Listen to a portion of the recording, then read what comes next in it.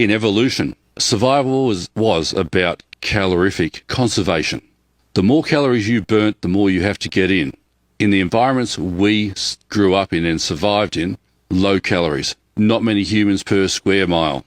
And then we had to be able to have ancestors who were more adapted to movement that didn't use calorie expenditure as much as perhaps another competitor. Now that means when you bend forward to the floor to pick up your dropped car keys, your spinal musculature turns off. At the bottom of the range, you don't have your muscle on at that point in your spinal erectors. That's called myoelectric silence. You can go read the papers on it. We know it exists, we've measured it. That myoelectric silence means that the passive tissues, not the muscles, are the things that are going to elastically recoil you out of that position.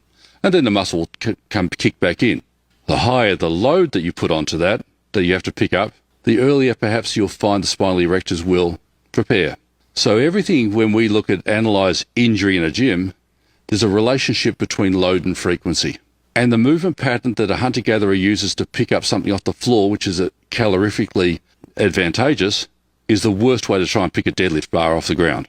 Because if the load increases, you need active muscle control. And people don't understand that there is technical change from light loads to high loads. It blows your mind. Now, us as athletes, we've learned to move low loads and high loads with the same technique for motor control skill. You'll get professionals out there, they'll call themselves doctor, whatever they want to call themselves. They don't have experience with lifting weights, but they'll make comment on it on social media anyway. It doesn't stop them.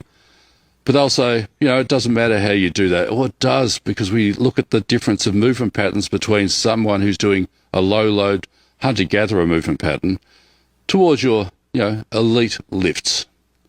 There's a lot of difference. Elite lifts are very muscular. They're highly calorifically expensive. Everything's braced. Every muscle's on. Muscles use energy. That's one of the things that I have to teach people, is how to move in a pattern that's appropriate for loading. And that's not a survival mechanism.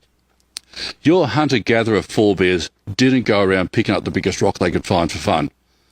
They were busy hunting down prey. We started picking up rocks for fun when we developed civilization. We had some recreational opportunities where people could perhaps say, I can do more than you. But I can go home and I know there's grain in the silo. I don't have to go hunt it. That's what civilization basically becomes. Civilization is the opportunity for people to have recreation. Outside of it, there are very few hunter-gatherer tribes left. They don't produce art. They don't have recreational time. They've got to survive.